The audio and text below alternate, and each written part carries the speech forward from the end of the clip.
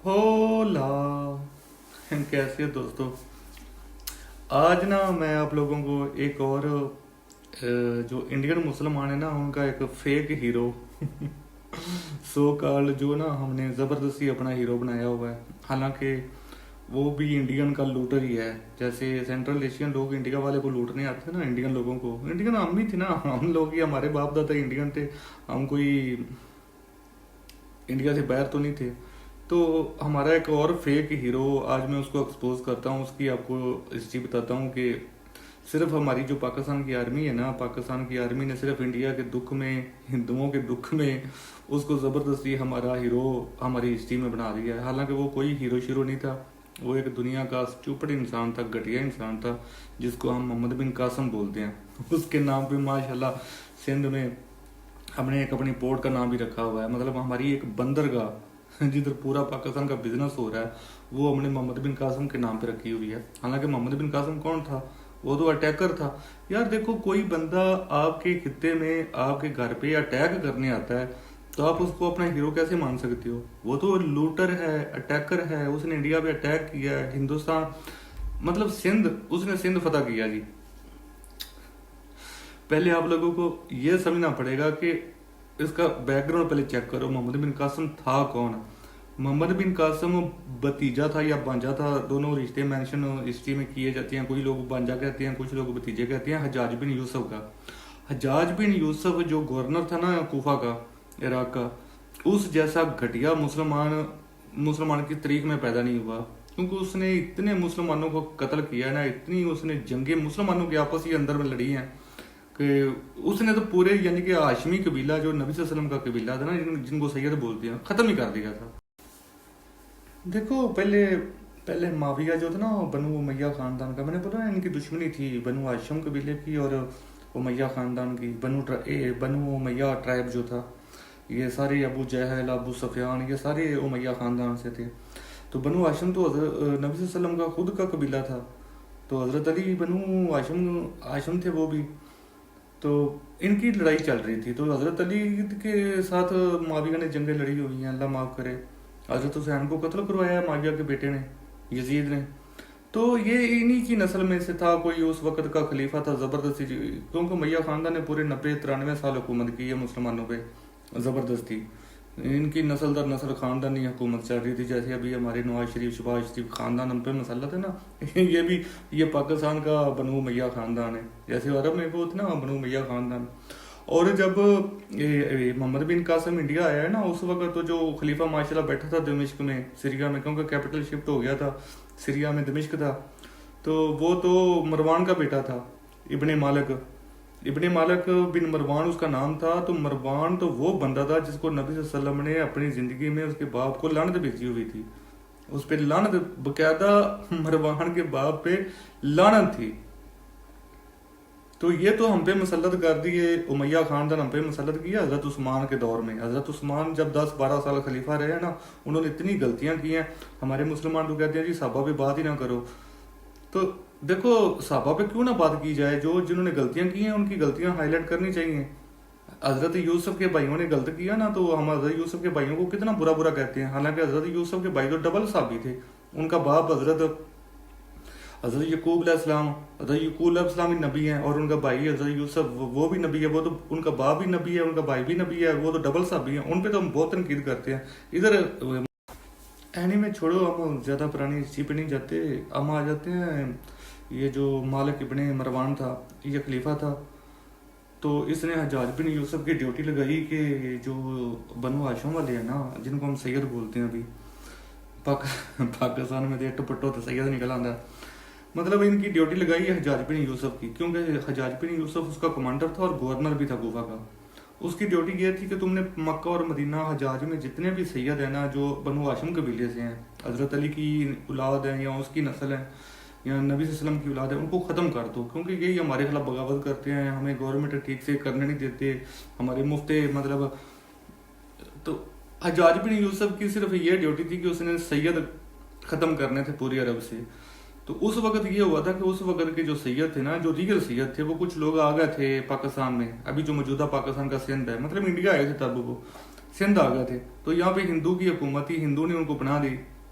سید آئے ہیں، مسلمان سید آئے ہیں، نبی کے وارث، حضرت علی کی اولادیں، ان کو وہاں پہ حجاج بن یوسف چن چن کے مار رہا ہے، قتل کر رہا ہے، اور ہمارا مسلم خلیفہ سو کالڈ وہ مروا رہا ہے ان کو. تو جو سید ہیں ہاشمی ٹرائب والے، وہ انہوں نے سیاسی پناہ لی، آن کے اسائلم لیا انہوں نے آن کے سندھ میں ایک ہندو راجا کے ساتھ. ہندو راجا نے اس پہ رحم کیا، ٹھیک ہے یار ان لوگوں کو مارا جا رہا ہے، ان کے ساتھ زیادتی ہو رہی ہے، تو اس نے بولا کہ ٹھیک ہے یہاں پہ رہو.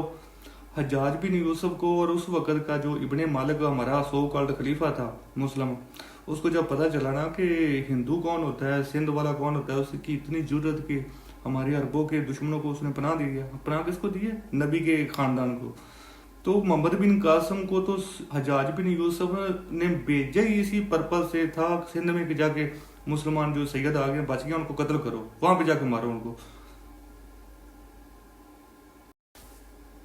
تو بھائی لوگ یہ جو آیا تھا نا محمد بن قاسم سندھ پہ یا انڈیا پہ اٹیک کرنے ہیں 711 میں، 711 BC بیفور کرائسٹ، تو یہ کوئی اسلام کا جھنڈا گاڑنے یا ہندو مذہب کو ہرانے یا ہندوؤں کے ساتھ لڑنے نہیں آیا تھا. اس کا مین پرپز تھا سید کو، جتنے بھی سید تھے باقی آئے تھے مکہ سے مدینہ سے، نبی صلی اللہ علیہ وسلم کی اولاد، حضرت علی کی اولادیں، یہ حجاج بن یوسف نے اس کو بھیجا تھا محمد بن قاسم کو، ان کو پکڑ کے یہاں زندہ واپس لے کے آؤ تاکہ ان کو سزائیں سنائے اور قتل کرے ان کو، یہاں ادھر ہی قتل کر دو. تو یہ مسلمانوں کو مارنے ہی آیا تھا بیسیکلی انڈیا میں. تو ہم اس کو پتہ نہیں اپنا ہیرو بنا کے بیٹھے ہیں کہ وہ پتہ نہیں محمد بن قاسم نے کیا آن کے کدو پہ تیر مارا ہے. تو محمد بن قاسم ٹھیک ہے، وہ اس نے ظاہری بات ہے اس نے اگر قیدی اپنے ملک کے باغی لینے آیا شہیدوں کو وہ یہاں سے، تو وہ ہندو نے پناہ دی ہوئی ہے، تو ہندو اس کو ویسے تو نہیں دے گا، اس کے لیے اس کو پراپر جنگ لڑنی تھی. تو جنگ لڑی اس نے ہندو کے ساتھ، لیکن وہ کسی اچھی نیت سے یا کسی نیک مقصد کی وجہ سے نہ تو محمد بن قاسم انڈیا آیا تھا اور نہ ہی اس نے ہندو کو شکست دے کے بھی اسلام کا غلبہ کر دیا، ایسا کچھ نہیں تھا. جب اس کو حجاج بن یوسف نے تھوڑی بہت فوج دی تھی نا کوفہ سے، دمشق والے تو راضی نہیں تھے، تو یہ حجاج بن یوسف کا آئیڈیا تھا ٹوٹل. تو حجاج بن یوسف نے جو اس وقت کا خلیفہ تھا سو کالڈ مسلمانوں کا، ابن مالک ابن مروان، اس کو یہ بولا تھا کہ اگر 10,000 پاکستانی روپیز کی چلو بات کر لو اس وقت کی، اگر 10,000 کا خرچہ آئے گا نا تو یہ انڈیا سے ہمیں ریٹرن میں جو محمد بن قاسم ہے یا 50,000 دے گا.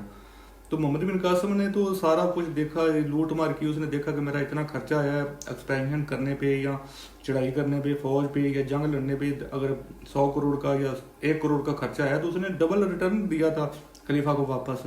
اسی شرط پہ تو آیا تھا وہ ہندوستان پہ قبضہ کرنے کے یا لڑنے کے لیے، کوئی اسلام کے لیے نہیں ہے.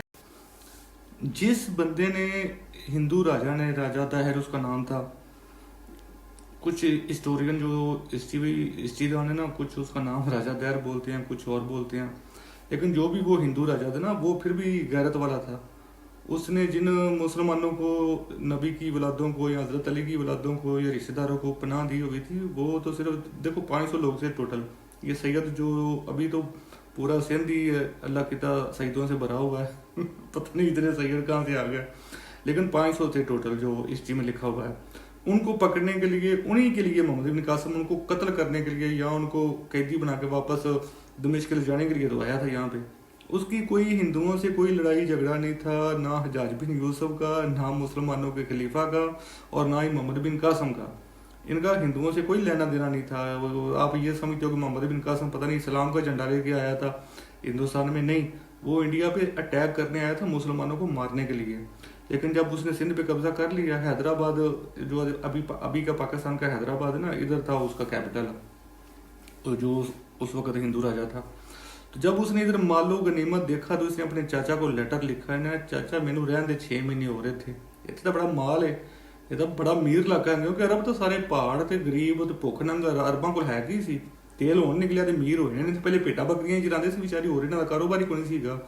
جنہیں دمشق والے، عراق والے بھی انہاں دا ملک، تسی کبھی آپ لوگ کبھی سرچ کرو گوگل پہ یا یوٹیوب پہ دیکھو، عراق، سیریا، یہ سارے ویران سے کنٹری ہیں، ریگستان اور پہاڑ ہیں، کچھ بھی نہیں ہے، ادھر تو فصلیں نہیں اگتی.